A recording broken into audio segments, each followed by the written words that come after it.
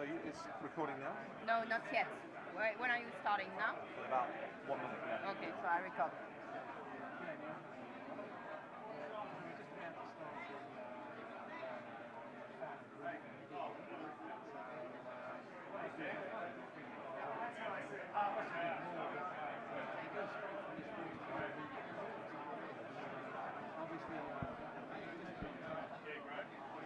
Okay, ladies and gentlemen, if I can ask you to take your seats, please.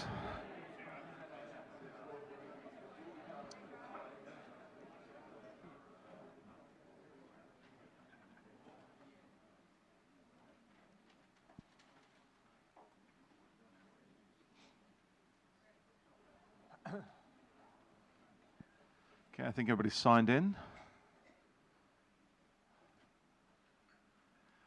Okay, good morning and welcome to the first of our 3 race briefings for the 75th Rolex Sydney Hobart Yacht Race. My name is Paul Billingham, the Commodore of the club, and on behalf of the club, welcome to you here today.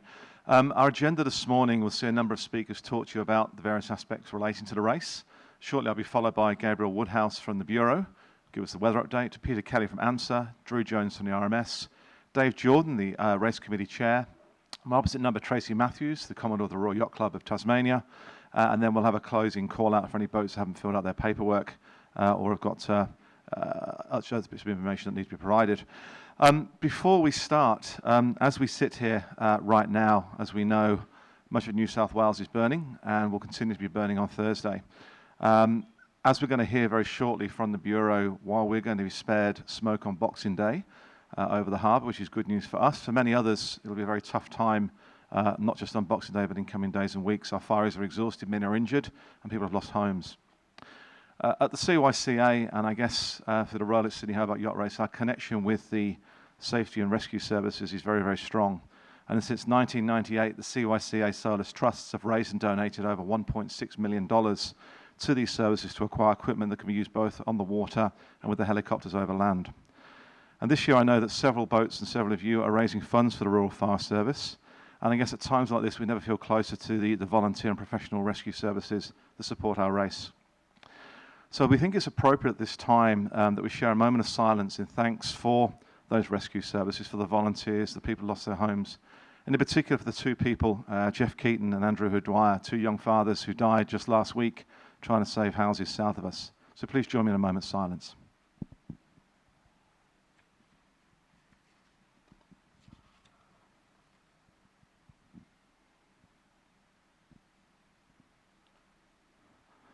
Thank you very much. Well, of course, the 2019 Rolex Sydney Hobart Yacht Race is the final element of the 2019 Audi Centre Blue Water point score. This race will see 157 of you go down the coast, and for the first time this year we have 22 teams competing in the reimagined Southern Cross Cup, so we're really delighted that the support you've given to us for that. We're also, as a club, very proud that after 75 years we still host this race, bigger and better than ever, with fantastic experiences both at the start and at the end. And I guess my role here today is to thank the many, many people who make this happen, not just over the next few days, but over the last year. Firstly, I should thank the boards and organising committees of both the CYCA and the RYCT, and especially I want to acknowledge the support and friendship of Tracy Matthews, the Commodore of the RYCT, who's here with us today.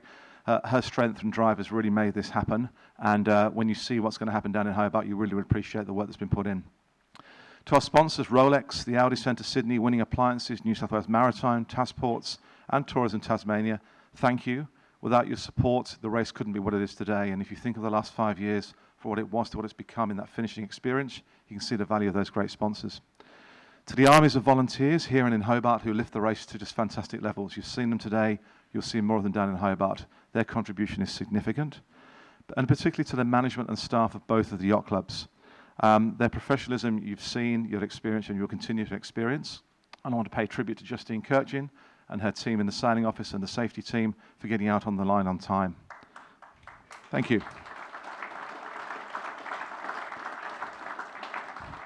And then finally to our race committee and the international jury, whose job is to make sure the race isn't just safe but also fair. I hope this year you have a very quiet time over the next few days, but I guess we'll see. And finally, thanking you as skippers and crews. I know about the cost, the effort, the time it takes to get your boats ready for this race. I know what a challenge it is. Do enjoy the race, the moment and the spectacle, and as I said the other day, take a look around you as you're leaving Sydney Harbour. That really is a fantastic experience. But please do remember that safety, responsibility and respectfully is so important, and these watchwords we ask you to observe both on the water and afterwards in Hobart as you celebrate the end of the race. So without further ado, I'm going to hand over to Gabriel Woodhouse from the Bureau, who'll give us the latest update on the weather. Gabriel.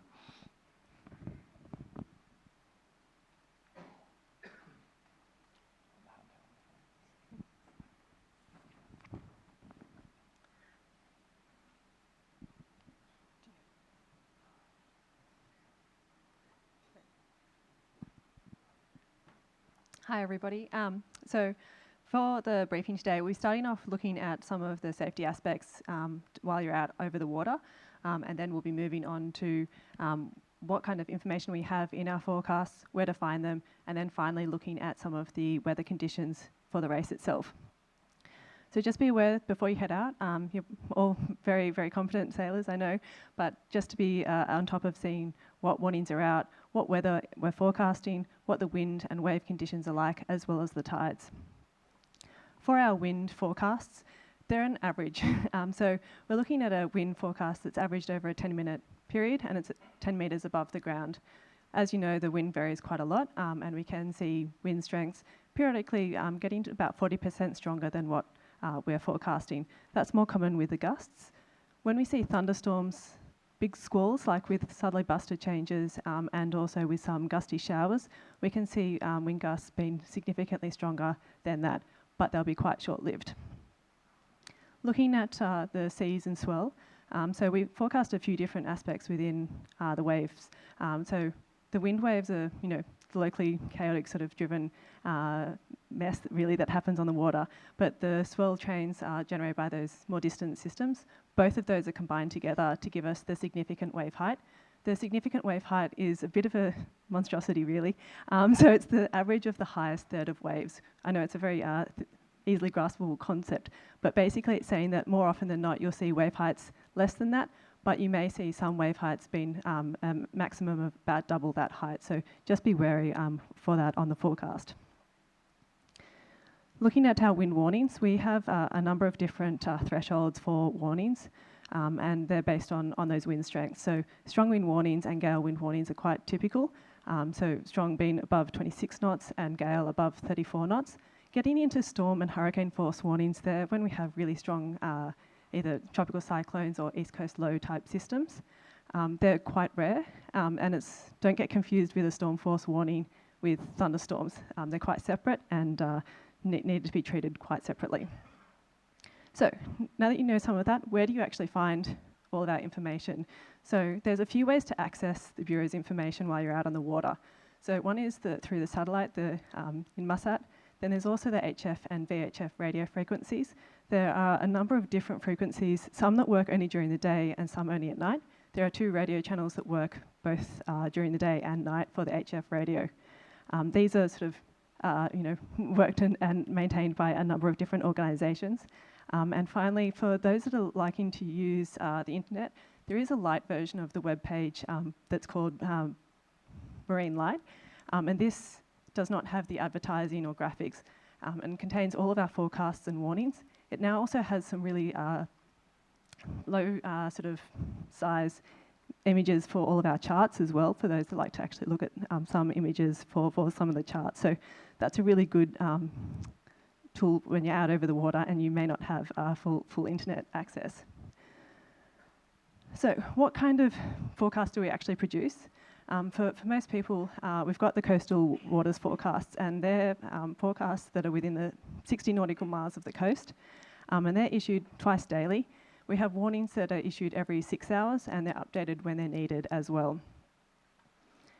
Going down to Hobart, you've got quite a few different coastal waters areas that you may be interested in, and there's quite a few, and the Sydney closed waters and also down for the Derwent Estuary and Storm Bay, they're more local waters forecasts, and you can see those coming out just a little bit earlier than the rest of the forecasts. The forecasts themselves look a little bit like this, where we start off with a header with whatever warnings are current, and then we move into a synoptic situation about, and these will mention things like wind changes and where high pressure and low pressure systems may be, as well as cold fronts.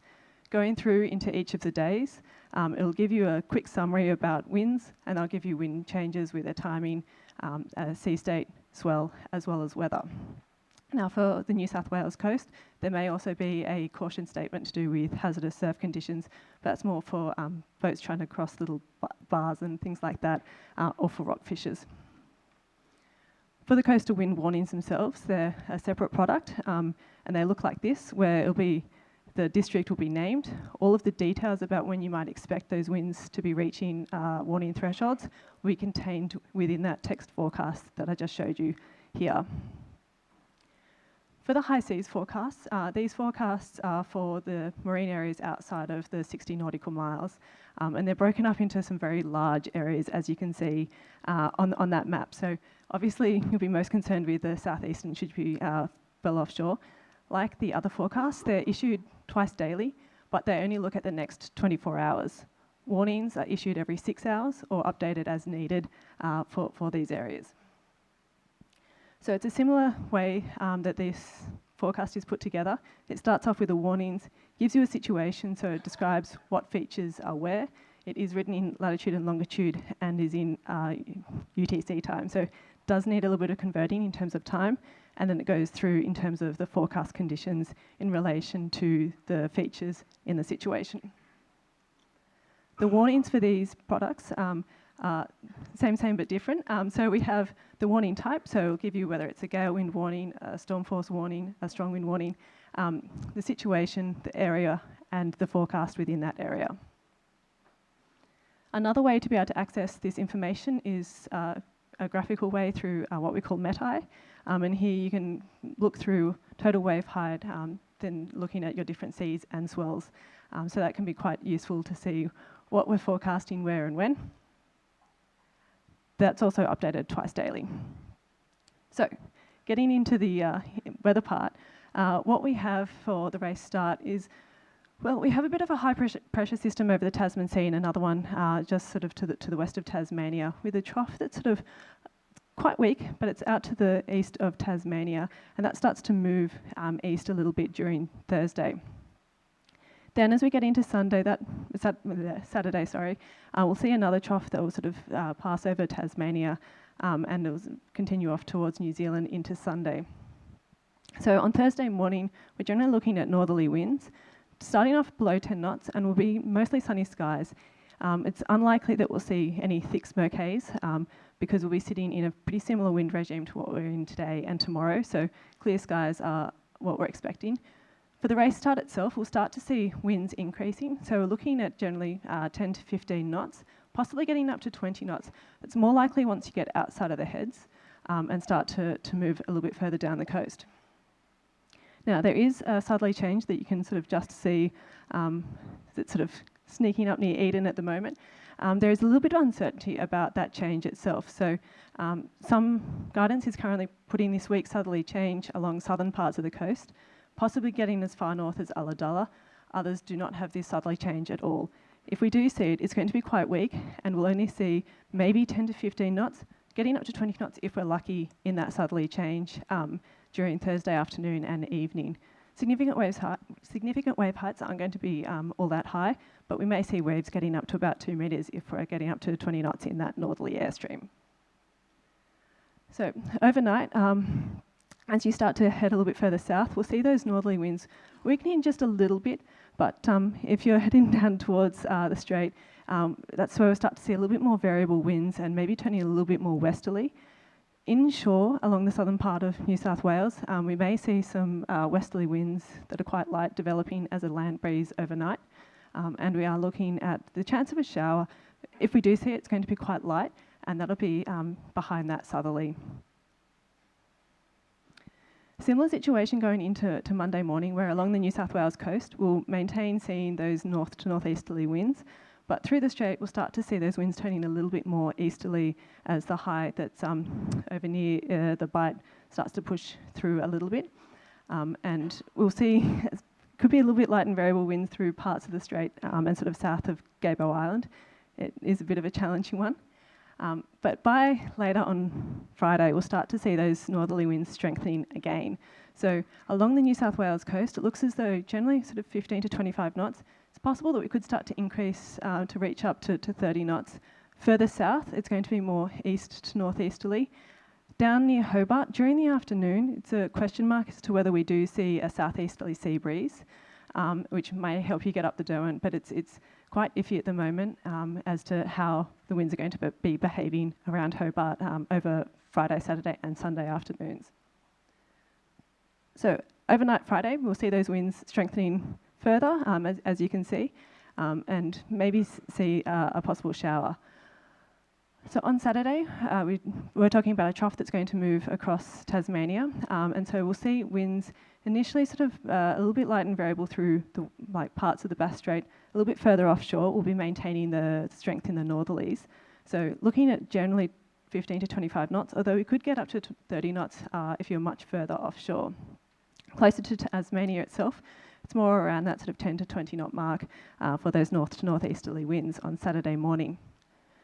Saturday afternoon, again, we could see a southeasterly sea breeze for Hobart, but as that trough starts to make its way through, we'll see westerly winds extending across the Bass Strait, but northerly winds remaining along the New South Wales coast and a little bit further offshore from Tasmania. Similar conditions for Sunday morning, and as we get into Sunday evening, we see winds really weakening off, and that's as the high starts to migrate across. So we could see quite light and variable winds and sort of almost any which direction, particularly for anywhere south of about Gabo Island. And it's going to be highly dependent on exactly where the ridge of high pressure is as to where we'll see some easterly winds and some westerly winds. Looking further ahead, so what I've got up on screen is a comparison between a number of different models and just looking at the mean sea level pressure chart. And so what we can see on all of these charts is a really strong pressure gradient, which means we're going to see winds really increasing with a front that looks to cross Tasmania and sort of southeast Australia during Monday and Tuesday. So what this looks like is we'll really see those northerly winds increasing. So we're looking at likely wind warnings, particularly for strong winds. Marginal to if we see some gale force winds, but wind warnings are likely and that northerly fetch starting to increase, which means we'll see from the persistent northerly winds, the north to northeasterly swell starting to develop a little bit more, particularly down near Tasmania. As we get into later Monday, that's when we're looking at that front moving through the region. So offshore, we'll still be maintaining those northerly winds, but we'll be starting to turn westerly across the strait and also Tasmania. Once the winds turn westerly across Tasmania, in the lee of the ranges there, you could have quite light and variable winds close inshore. It's a quite tricky situation, particularly with the topography in the area.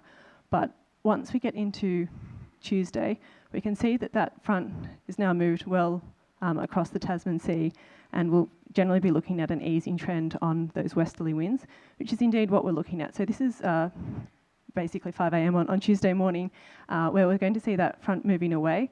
But you can see down near Tasmania, we're looking at sort of west to southwesterly winds, and we'll see them easing during the day.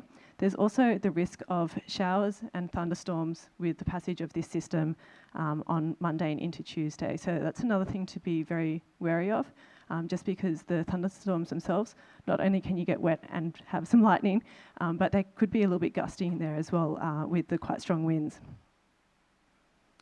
So looking further ahead for those that are going to take a little bit longer, we start to have another ridge that pushes across the strait.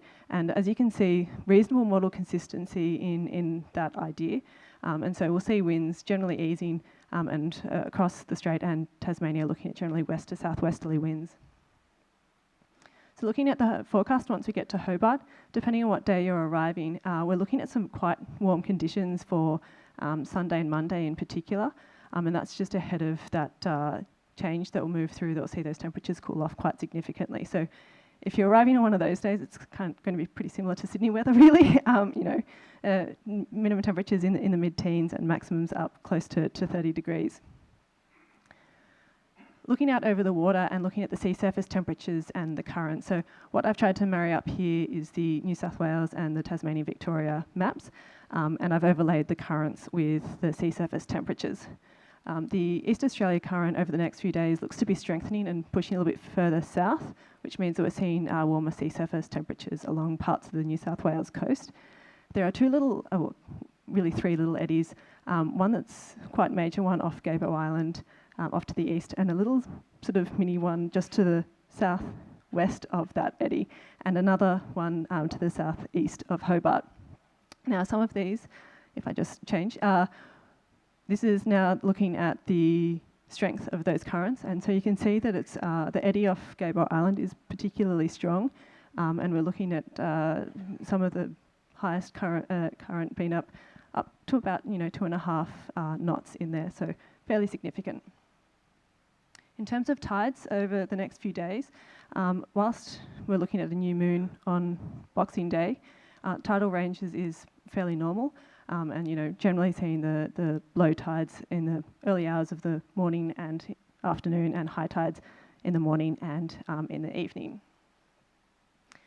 I know most of you are quite concerned, or maybe you are, maybe you're not, about some of the smoke haze from the fires from New South Wales. So over the next few days, we're sitting in sort of easterly winds, which means for Sydney itself and for much of the New South Wales coast, we're not going to look at thick smoke haze affecting anywhere over the water. The exception to this might be once we start to see those northerly winds developing and we see the fire grounds along the southern part of the coast that are very, very close to the coast. That could trap a little bit of smoke if you're really close inshore and reduce visibility. In this situation, it's going to be most likely that the thick smoke haze will be overnight and in the early morning. During the day itself, it'll abate and not be quite as thick. So if you want to find out where some of the fires are, particularly for New South Wales for the southern half of the coast, head to Fires Near Me on the Rural Fire Service website. So just to summarise, we've got a few things happening during this race. So to start off with, we're looking at the northeasterly winds, and then we're looking at generally northerly winds throughout much of the race, although we'll see a little feeble southerly change sometime on Thursday evening, potentially reaching as far north as Ulladulla. Then after that, there'll be a trough that'll pass over Tasmania over the weekend, where we'll see winds turning more westerly, and that's ahead of a rather significant cold front that looks to cross Tasmania and southeast Australia during Monday and Tuesday, where ahead of it we'll see northerly winds strengthening with wind warnings likely, and then looking at rain and thunderstorms in the wake of that, the passage of that front. So I might just leave it there and pass it along. So good luck everyone, and I really look forward to seeing how you go.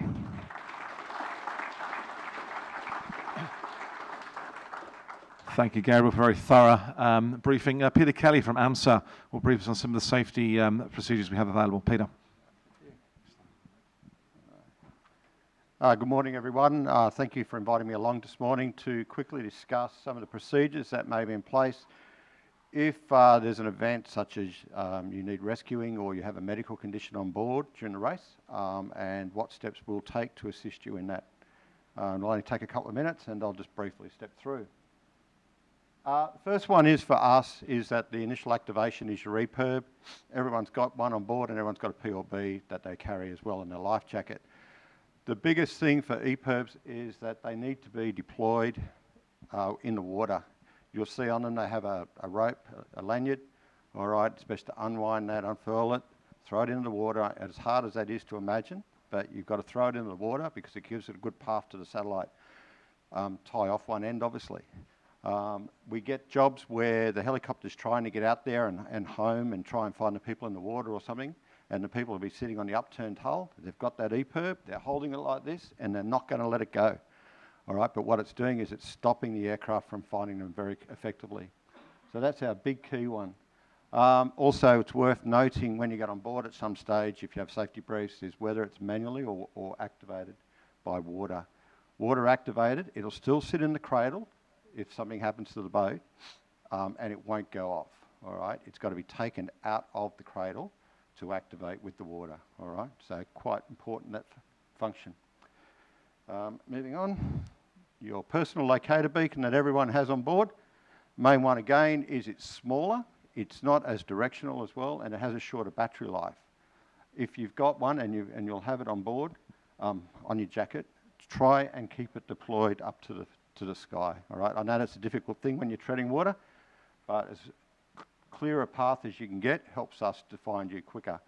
The question is, if there's 6 of you in the boat, 6 of you take in the life raft, or 6 of you get in the water, how many EPIRBs and PLBs do you activate?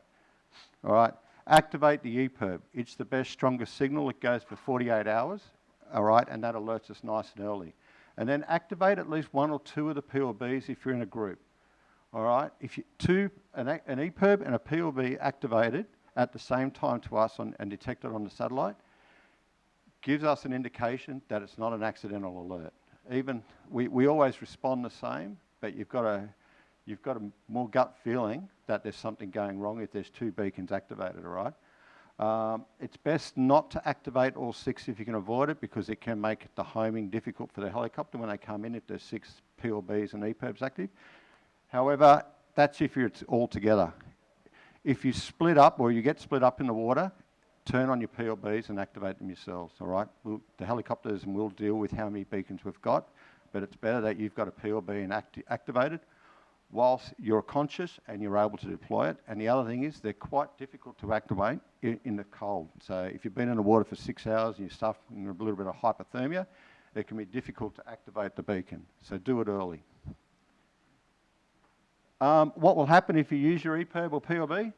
First off, you'll notice it should set off an audible tone, a strobe light, or an LED light. It'll start flashing, all right, and you'll start hearing it making a noise.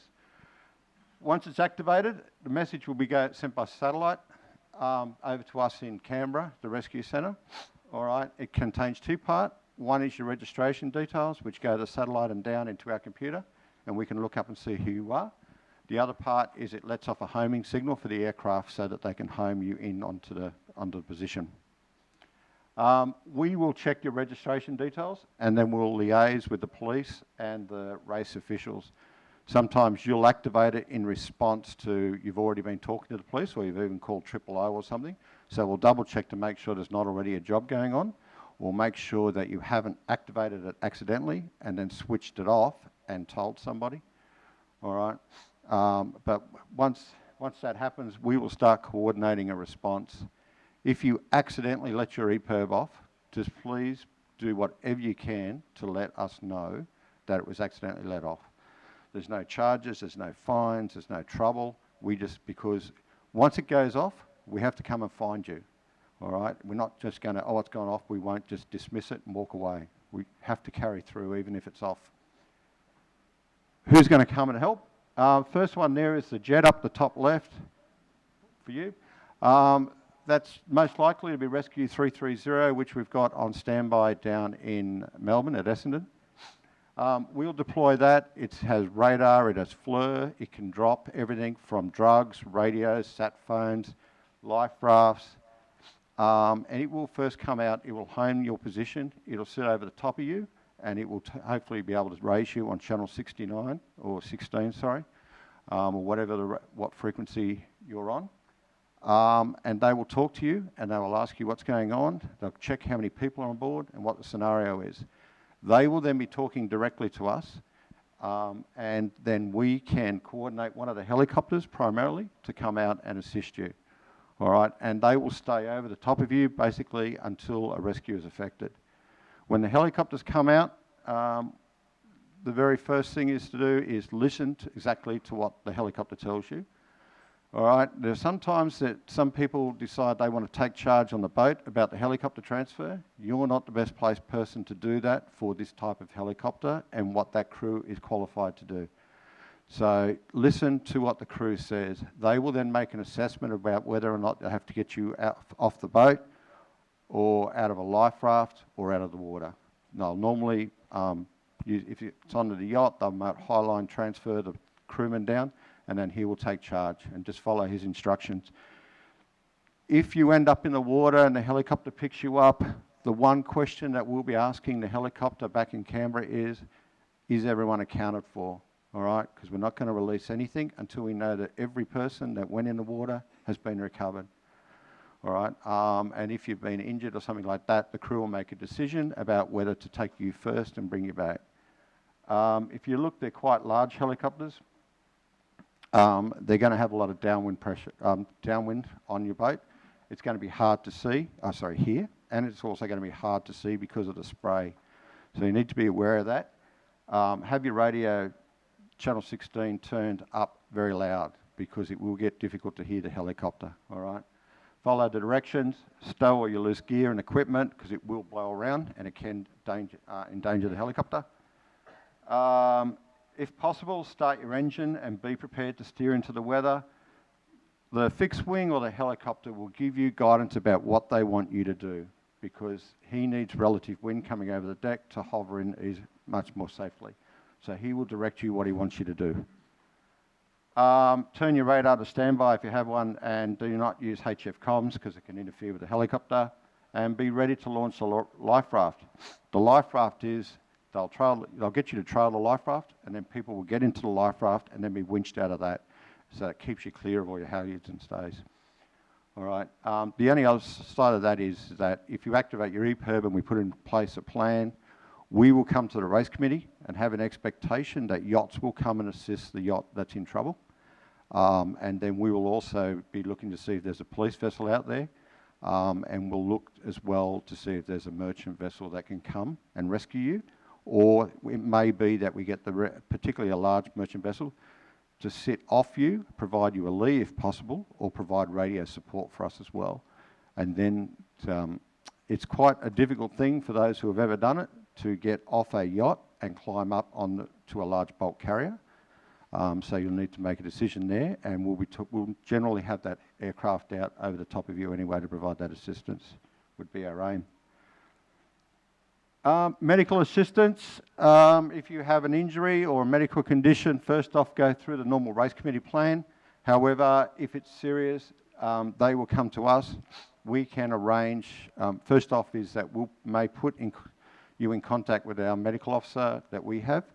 They provide you guidance and they also provide us with guidance about how quickly to get you off and what methods not to use. As such, they might say don't do it by helicopter or don't do it by boat. From there, they'll then get you into provide advice to the state about your condition, and also we'll work with the helicopter to come out and do the evacuation. The other thing there is it may be a case that we can drop you some drugs or assistance with that fixed wing aircraft. So basically they'll come over you a couple of times, they'll drop a trailing line, and on the end of the trailing line will be a box or a plastic container, and inside, please drag it in, open it up, and in there will be some drugs or radios or whatever you've asked for. Big one for us, return voyage. You've finished your race, had your beers, or run at Customs House, whatever, and now the delivery crew generally comes and picks up the boat and takes it home. Most of our beacon activations occur on the trip home, all right? So for us, it's when there's a transition side going through, and generally the beacon details aren't up to date, the POB isn't up to date, or the contact details are up to date. So please, for that return voyage, please make sure all of those things are up to date prior to it, because on that return voyage, you're no longer part of the yacht club either, so we don't have that. So you're just an individual who we're coming to directly, and any information you can have up to date is great for us. And that's it from me. Have a great race. Thanks, Peter. And just to confirm, the fleet this year will be shadowed by the water police boat Nemesis, and also obviously the radio relay vessel JBW, supported by Young Endeavour. So we do have assets on the water. Before we actually get into the ocean, we have to sort of get out the harbour. So I just want to welcome Drew Jones from the RMS, who'll talk to us about the procedures we've got in place for Boxing Day. Drew. Good morning, everyone. Yeah, just a few things about the start and the harbour. Obviously, we've got a nice big exclusion zone set up for you. Hang on, where am I pointing this? Here we go. So there's a version of the exclusion zone map. We've got 166 buoys laid out there for you. Inside the exclusion zone this year, it's going to be very busy. As you can see, we've got, and you know, there's 4 start lines and the 3 sea buoys. We've opened up the north-western corner a little bit up near the Victor Mark so that you can get a bit more space getting around there. But basically, this year you're going to have pretty much same exclusion zone as in previous years, but obviously with extra boats in there. Whoa, going the wrong way. What's going on? Sorry, folks. Yeah, that'll make a difference. There you go. I'd probably go left at the heads. Okay. Bit of a change this year is at 10 o'clock we've got a ship departing the OPT. La Perouse, it's a fairly smallish cruise ship, but it'll be heading out around Bradley's about 10:30, so we're holding a few of the boys out to let it get round the corner. And then once that's gone, there'll be exclusion zone boys will be placed by the environmental services team. So if you can just keep a bit of space around there, just watch them laying the buoys. We'll also have a couple of boats out in the channel out here, trying to keep some of the spectator boats out so you can get out of the marina safely. But yeah, inside the exclusion zone when you get there, obviously there's your 157 competitors. There's 50 control vessels this year made up of Marine Area Command police vessels and 30 maritime and marine rescue vessels to try and hold back the spectators in the exclusion zone. So what we'd like to request as well, the main thing for us is once you go into the exclusion zone that you stay there until you go out through the Tasman Sea. You don't see the cars at Bathurst go out and have to pop down to 7-Eleven to grab a Slurpee. So once you're in, stay in, because we can't guarantee how good the navigation of the spectators is. So at 11:30, the 6 knots no wash restriction comes in. At midday, the exclusion zone becomes active. At that time also, all non-competitors have to have their sails down, and we don't have anyone anchoring in the spectator area. So if you've got friends going out in spectator boats and that sort of thing, if you can give them a bit of a heads up on what they need to do for that, that'd be great. Obviously, you've got the 1 o'clock race start, and then you're heading out through the heads. If we do get an OCS vessel, we try and hold the exclusion zone as long as we can, and then by the time, and if the yachts have to come back to restart, then we try and give them some protection from the wash and the spectators where possible. We can't guarantee that, so obviously best not to be in that situation. But basically that's it. That's pretty much from me. If anyone's got any questions, fantastic. Have a great race south, folks. Enjoy. Thanks, Drew. You can appreciate from what Drew said the logistics that go into closing Sydney Harbour on Boxing Day, so really appreciate RMS's support, but also your compliance with his instructions. Another person who's going to give some instructions, Dave Jordan, the chairman of our race committee, has been working hard over the recent weeks and months. Dave, over to you for some of the updates. Thanks.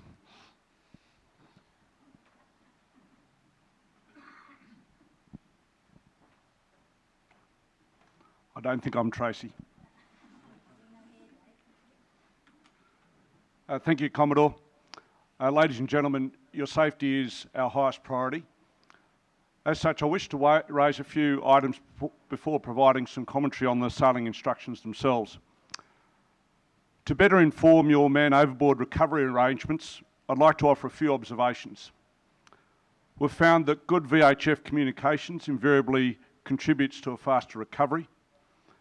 As an extension, please consider an early VHF broadcast that might alert yachts nearby, particularly those yachts that are following. Consider the timing of deploying some of your life-saving devices, particularly those that might take a moment or two to prepare.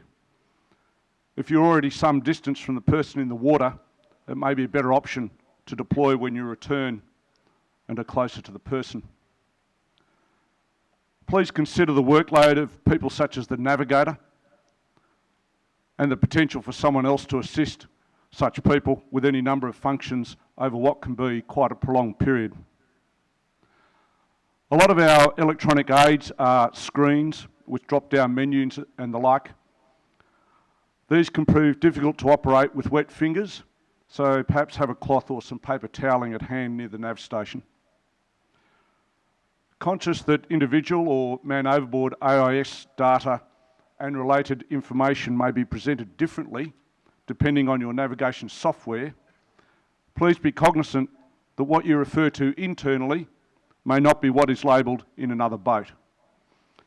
Also, features such as track history, for example, may or may not be available to different operators. Continuing with man overboard, please also be clear to others how many people and objects are in the water. With a number of life-saving devices deployed and other boats in the vicinity, the visual and electronic picture can become very confusing, especially at night. Any confirmation and clarity as to exactly what is in the water will provide a clearer picture for all of us. On recovery of a man overboard, please ensure the individual or man overboard AIS, if it's fitted, is then switched off. Please also ensure that any man overboard AIS is registered with us so we know which boat each is associated with. More broadly on AIS, could I ask you to please check your parent boat AIS that the units are transmitting as a sailing vessel. I think it's code 36 in the identifying static message. Sometimes we inadvertently have pleasure craft, a different code selected. I offer all this noting that it's usually unwise to second guess people's actions on the water. You'll deal with your circumstances you see fit. We're there to help you, and the above is offered for consideration. To some other safety matters, please be aware some airlines, in particular international carriers, may remove CO2 canisters from items such as your PFDs. If your crew has travelled by air before the race, please take a moment to recheck your canisters. We've seen plenty of sea life in recent offshore yacht racing along the east coast of Australia. Please be on the lookout for whales and dolphins, etc. I do note that sunfish pose a particular concern for any vessel at sea. These relatively large fish spend up to half the day basking in the sun close to the surface of the water, which helps warm their bodies up after deep dives to do their hunting. So sunfish are difficult to spot as they rarely break the surface. A good lookout is all we can ask. Please don't hesitate to broadcast sightings of large concentrations of sea life. In vetting the entry process, it's become evident that there are many boats with the correct but nonetheless minimum requirements for sea safety numbers. This is fine from an entry perspective, but does pose a degree of difficulty if one or more of the crew is unable to participate on the day. Please note that any crew change is to be advised to and acknowledged by the sailing office.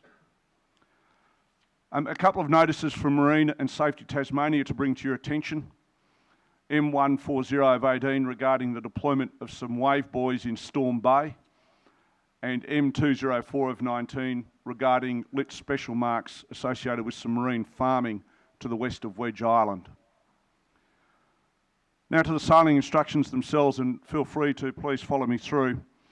Reporting at the start, clause 11, be mindful of a relatively large fleet and give room as you approach the committee vessel, please. Also, for those boats with a main that reefs to provide not less than 50% reduction in your luff, please ensure you have a letter on file with the sailing office certifying compliance, otherwise we can't let you start. While the rigging of trysails is not that common, reefing a main is a relatively common event for our fleets. As such, if you're presenting with a main rather than a trysail, you don't need to show any reef or shortening of sail. You may, but you don't have to. There are 4 start lines and it will be busy. At clause 12, I just ask for your kind consideration for manoeuvring prior to the start. And 2 points of note from our PRO. He quite rightly observes a relatively strong outgoing tide. And to help with your interpretation of the clause, at the start, the PRO will advise for each line either clear start or individual recall. Subsequently, we will attempt to, we're not obliged, but we'll attempt to advise individual boats on VHF approximately 5 minutes after the start. Please note the arrangements for the exclusion zone, as Drew pointed out, at clause 14 and 14.2 in particular. Please note that the ranges expressed from the inner turning marks out to some of the C marks are to 1 decimal point and haven't been rounded. Geometry will tell us logically that some of these lengths might be closer to 1.4 miles, not 1.3, nonetheless expressed here as 1.3 miles. With discontinuance of racing at clause 16, if you do decide to offload crew and restart, then you still need to observe the minimum number of crew required. At clause 17, the yacht westward may be moored to the south of the finish line. In declarations at clause 19, please ensure you get a receipt for your declarations, and if needed, there will be paper copies available on request at the Hobart Race Control. Please don't hesitate to contact us. Penalties at clause 20, please note the inshore 2 turns and 1 turn regime before proceeding south of 3353 and after the Iron Pot, and a time penalty regime for offshore. And finally there, clause 26.1, boats may be subject to spot checks up to 12 hours after their finish time. To the radio instructions, and on behalf of David Kellett, I'd ask you to please join me in acknowledging John Winning for his kind provision of JBW, now in its 15th year as the radio relay vessel for our great race. Thank you, John.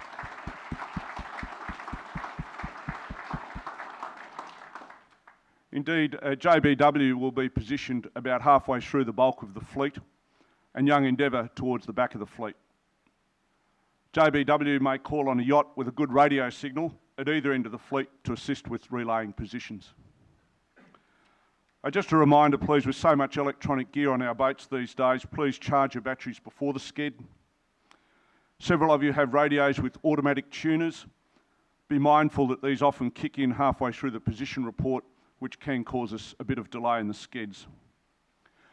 A note with 6516, please be aware many radios have 2 frequencies installed, one a duplex channel where the send and receive are different. The Rolex Sydney Hobart Yacht Race operates on 6516 simplex as a backup frequency, where the transmit and receive are both on 6516. So if you can hear JBW, but they don't hear you, please check that you're on simplex.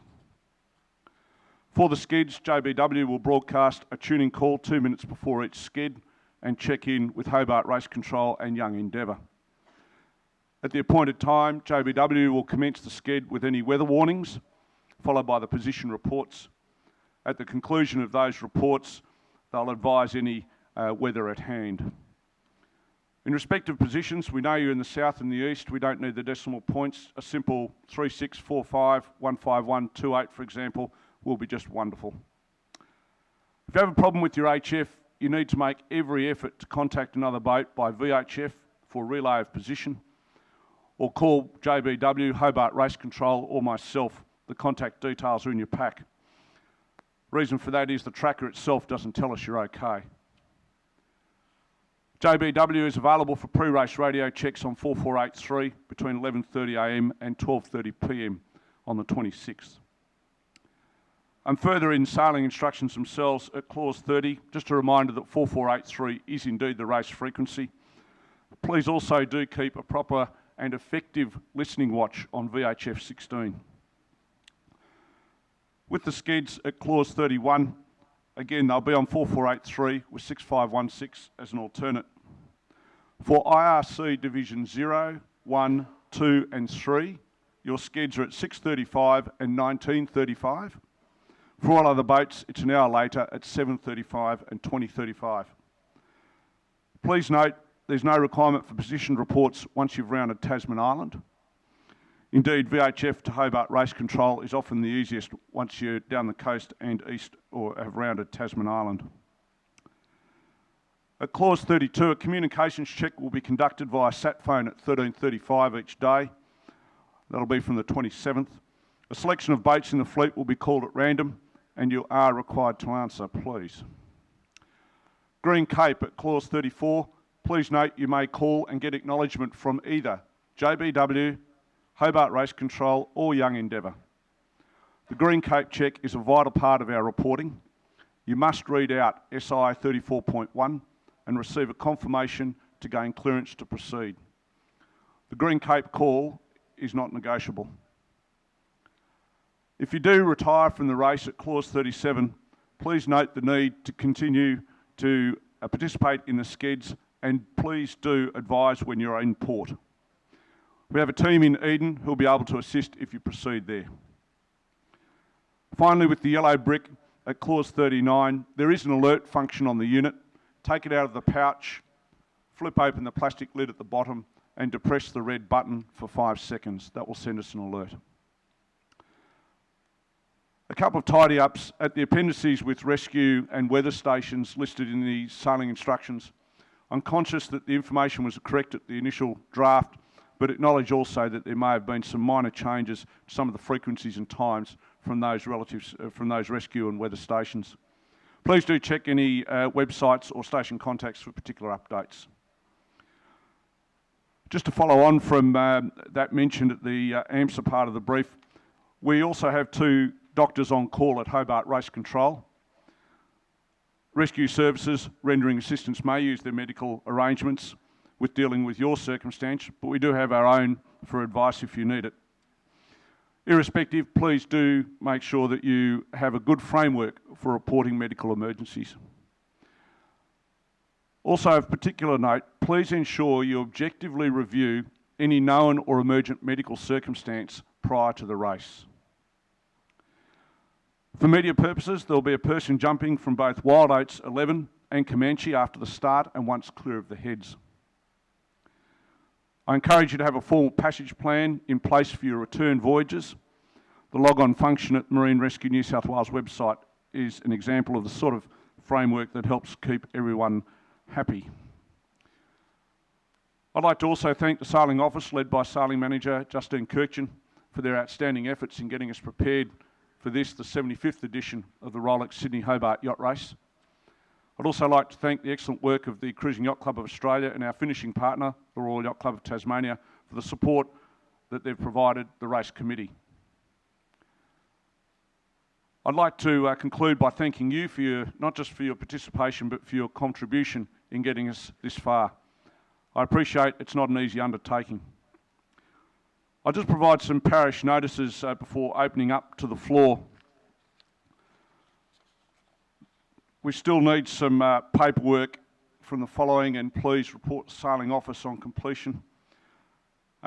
Admiral, Kaylin Lamara, Chancellor, Comanche and Encore. We have incomplete spot checks, and I'll read all of them out, notwithstanding the A2F here. Incomplete spot checks on Airstream, Audacious, Business as Usual, Kaylin Lamara, Chinese Whisper, Encore, Ecstasy, Fire Pro, Mistral, Ocean Gem, Spirit of Freya and Wicked. Still need to do some spot checks on Sequant, GYE Ragamuffin, Jaffa, Koa, Midnight Rambler, Oscana, Rogue Wave, She's the Culprit and Turbulence. And sat phone texts, please, from the following boats: Audacious, Jaffa, Maserati, Snowdome, Occasional Course Language, Tribal Warrior, and Van Diemen 3. That completes my formal part of the brief to you. Are there any questions pertaining to the sailing instructions and race committee matters?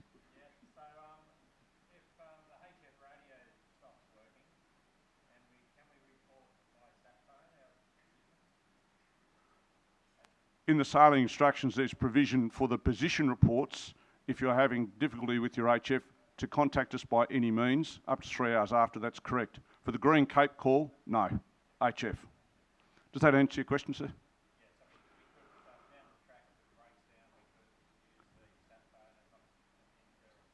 That's the may, yes. That's the provision. Yes, sir.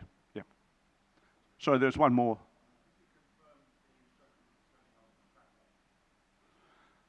I'll take that on notice. I'm probably not the most adept at doing the finger button stuff. If you could bring that matter to the sailing office afterwards, we can provide instructions for you to enable the tracker. Yep. Sorry, was that your question, sir? Yep, okay. Any other questions? Thank you very much.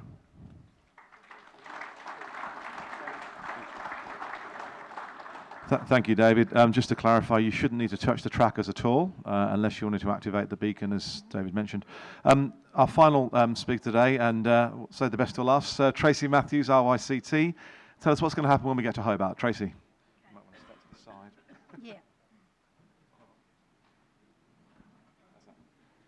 Yeah. Thanks, Paul. Good morning. As Commodore of the Royal Yacht Club of Tasmania, I'm absolutely delighted to be here again, and the Royal Yacht Club are pleased once again to be the finishing partner alongside the Cruising Yacht Club of Australia and Rolex for the 75th edition of the Sydney to Hobart Yacht Race. A couple of things for you to note this year as you get to the Hobart end of the race. Firstly, as you round the Iron Pot, enter the Derwent River and make your way towards Hobart, there will be no oil rig this year. However, there may still be large ships at anchor in this area or ships making their way into or out of the Port of Hobart, so the normal rules do apply. As per your sailing instructions, the finish line is off the Castro finish box. For those who have not been to Hobart before, this is what it looks like. Positioned between the white Empress Towers on the left and the cream CSIRO building on the right. The outer end of the line will be marked with a yellow Rolex buoy and will have a flashing light at night. The inner distance mark is also yellow and must be left to port. If you are finishing at night, please illuminate your sail number on the port side so the finish box can confirm your identity. As you approach the finish line to commemorate the 75th edition of the race, you will see on your port side, moored just to the south of the finish line, the historic Tasmanian yacht Westwood, which was the overall winner in 1947 and 48. Westwood will be fully dressed and awaiting your arrival. Once through the finish line, please drop sails and stand by for the escort vessel. This will be one of the RYCT or DSS patrol boats. If there are several yachts finishing together, please be patient. A patrol boat will get to you as soon as possible. Please observe all directions from the skipper of the patrol boat. During the opening hours of the Taste of Tasmania, you will enter the dock via a short detour past Princess Wharf, where you will receive a hearty Hobart welcome from those enjoying the taste. Even more so this year with our bumper fleet, the berthing arrangements in Kings Pier Marina and Constitution Dock will be an intricate puzzle to make sure that everyone will fit. You have been assigned a berth and will be directed to this berth by the patrol boat. You must use the allocated berth. Don't forget you must carry fenders for berthing, and these must be available on your arrival. Please don't send them down with your luggage. This year we will be utilising Constitution Dock for as many boats as we can fit. Generally this will be for boats with a draft of 2.5 metres or less. We are planning on having up to 52 boats in Condock, so it will be a cosy affair and will require everyone's full cooperation at all times. For those going into Condock, you will be directed to stand by while the bridge is raised, and also we are expecting some extremely low tides which may cause you to stand by for some time prior to entering the dock.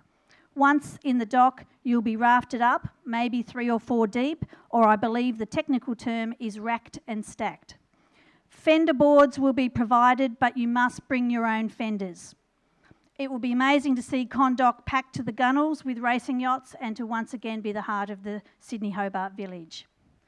As per usual, the Liaison Centre will be in the Rolex Village, and our volunteers will be there to help you with any queries, questions, directions and declarations. Whether you are in Condock or Kings Pier, once you are safely berthed, you will be welcomed by our liaison volunteers. In exchange for your tracker, the volunteer will deliver your welcome package, which will include some well-earned refreshments. This year, the volunteers will also deliver a very special memento for each member of your crew from Tourism Tasmania and the Tasmanian Government to commemorate your participation in the 75th Sydney to Hobart. You will also receive a show bag with lots of useful information and including a quarantine bag. It's a requirement of Biosecurity Tasmania that every yacht disposes quarantine items appropriately. Please use the quarantine bag to dispose of all fish and fish products, meat and meat products, fruit and vegetables, eggs and seed. If you have any doubt, chuck it out. Yellow quarantine bins will be around the village, including in the waste compound. For the health of Tasmanian biosecurity, it is super important that you follow the quarantine requirements. There's been a change this year to the collection point for your baggage. Baggage can be collected from 16A Evans Street, also known as the Sea Roads Shed. This is a very short walk from the Rolex village, and there are directions in the show bag provided by the liaison volunteers. The Glenorchy Rotary Club will be staffing the baggage collection area 24 hours daily after the first yacht finishes and up to 24 hours after the last yacht arrives. Don't forget to collect your bags. Some final points. All power cords used in the marina must be tagged and tested and must be run safely on the walkways. These will be checked. If you need to get a cord tested, please see the Liaison Centre. The official prize giving will be in the Federation Concert Hall at the Hotel Grand Chancellor at 3 p.m. on the 31st of December, and the marina must be vacated by 10 a.m. on the 3rd of January, or you will have already made other arrangements with Tasports. For those yachts entered in the Australian Yachting Championships, you will have already arranged a berth at the Royal Yacht Club. I also encourage everyone to come down to Murrayville Esplanade and visit us at the Royal Yacht Club of Tasmania. It's a short drive or leisurely walk from the waterfront, and also the location of the committee room, radio room and protest room during the race. The club will be open normal hours, and it's a great place for your friends and family and your crews to enjoy a change of scenery with the bar and dining facilities, or to access services, including fuel for your return trips. Please call us at the club if there's anything we can help you with. This year, to welcome the Sydney Hobart and the AYC fleet, there will be a dock party at the RYCT on the afternoon of New Year's Day. Everyone is invited to bring in the new year. You can book at the club or in the race village. Finally, I wish you all a very safe trip to Hobart. Happy Christmas. Enjoy the 75th edition of this wonderful race. Have a great race, and I'll see you down there. Cheers.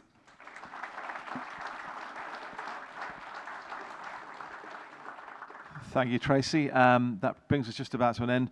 One important thing that we haven't put down is when you get there to collect your wonderful T-shirts, which I'm reliably informed are coral in colour this year, not pink. That will be the Rolex area marquee within the race village. So come there, sensible time the next morning, and the ladies there will sort you out with your T-shirts. A couple of other final things. The division list and start line allocations are now available from the side if you haven't picked them up already. We've got 3 boats still to sign in from this group, being Blink, Business as Usual and Dagway. They may be at remote briefings, but if they are here, could they please sign in? Other than that, on behalf of the CYCA, the RYCT and everybody else involved in the race, do have a safe and a successful trip down to Hobart, and I look forward to greeting you when you arrive. Thank you very much.